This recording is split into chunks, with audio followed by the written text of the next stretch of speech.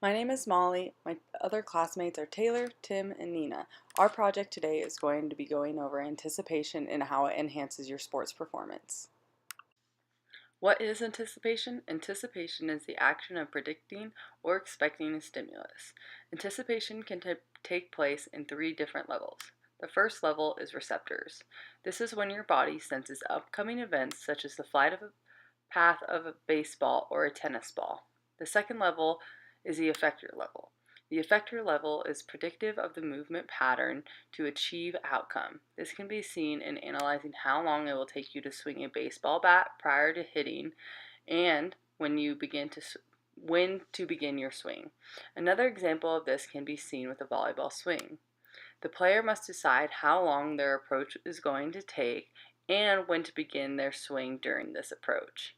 The last level is perceptual. Perceptual level is predictive of the environmental events.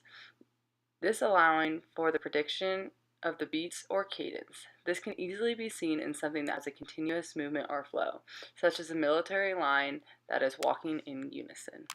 The perceptual level of anticipation is especially important for athletes, as it is most prevalently found in situations where the subject is given no preview of the stimuli.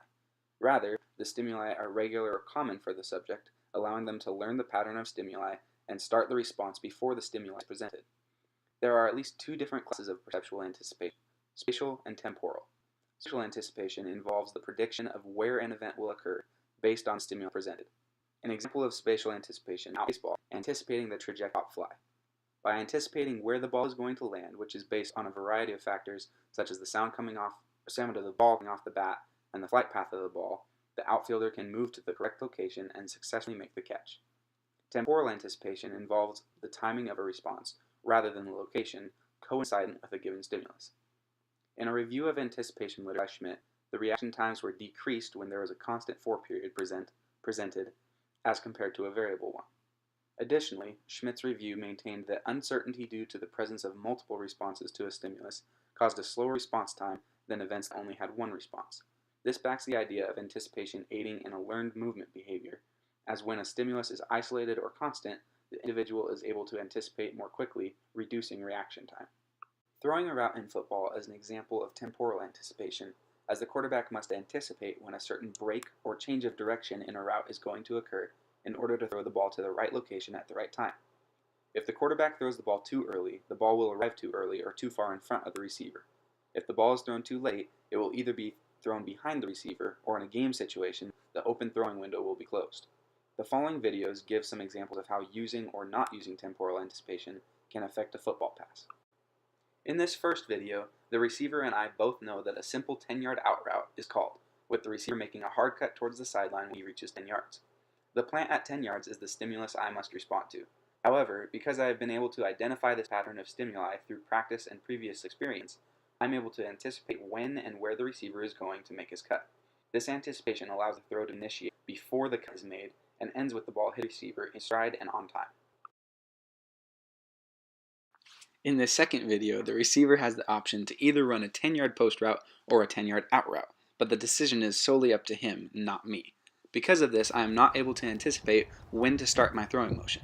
Though the pass is still completed in this situation, the timing is thrown off and the throw is not initiated until the receiver is already several steps out of his break. The simple addition of one added response option caused my reaction time to increase, largely because I was not able to anticipate the right time to make the throw. The timing required for learned movements certainly affects an individual's ability to anticipate a response.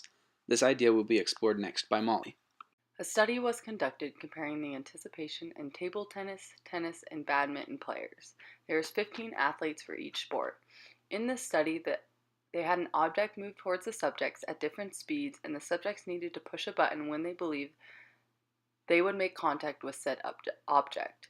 They used 1, 3, and 5 meters per second for the timing trials. On the graph, the y-axis is accuracy, or when they would correctly predict when the object was going to arrive at them. The x-axis is the different timing trials they used. They found that tennis players had a higher accuracy when performed under the low stimulus velocity compared to badminton and table tennis players. Badminton players performed better under the moderate speed comparing to to tennis and table tennis players. Table tennis players had better performance than tennis and badminton players under the high stimulus velocity.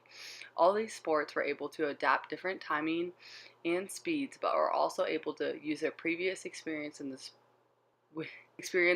the sport to perform better, thus having anticipation enhance their performance while playing.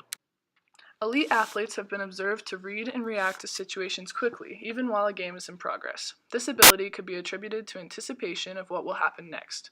Wu et al. Conducted a study to analyze the role of visual perception and action anticipation in basketball athletes.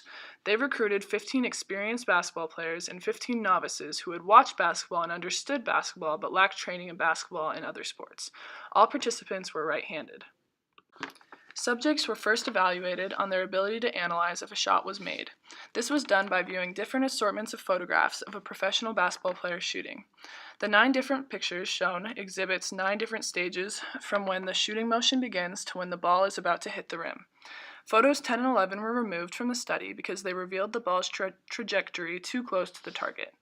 Results showed that the athletes made more correct responses and less incorrect responses than the novice group, no matter how many pictures were shown. When novices were shown images of the shot when the ball was more proximal to the rim, they were able to increase their correct response rate, almost catching up to the athlete group. This tells us that athletes have a better ability to get correctly with less information because of their ability to anticipate what will happen next. Other factors in the study included gaze behavior and functional magnetic resonance imaging. Athletes were found to utilize gaze at consistently spaced points in the basketball's trajectory.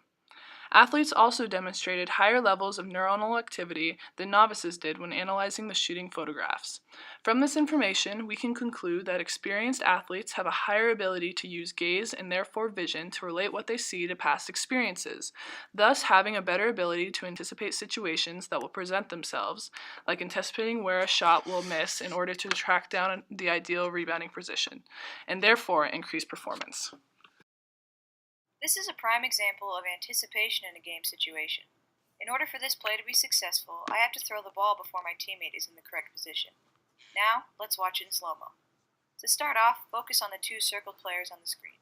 Anticipation is key in the next few moments. I know where my teammate is going to finish at the end of the play, so I begin my throwing motion before she has begun moving, anticipating where her movements will take her. Watching this play from another angle may help you understand what we see on the court, and may make it clear on why anticipating correctly is so important during games. If I wait too long to throw the ball, her defender will catch up after realizing what is happening, and could end up intercepting the pass. If I throw the ball too soon, my teammate won't be there yet, and the ball could end up out of bounds. To execute plays correctly in games, we have to anticipate the best time to make the pass, and if we do this, we end up running the play to perfection.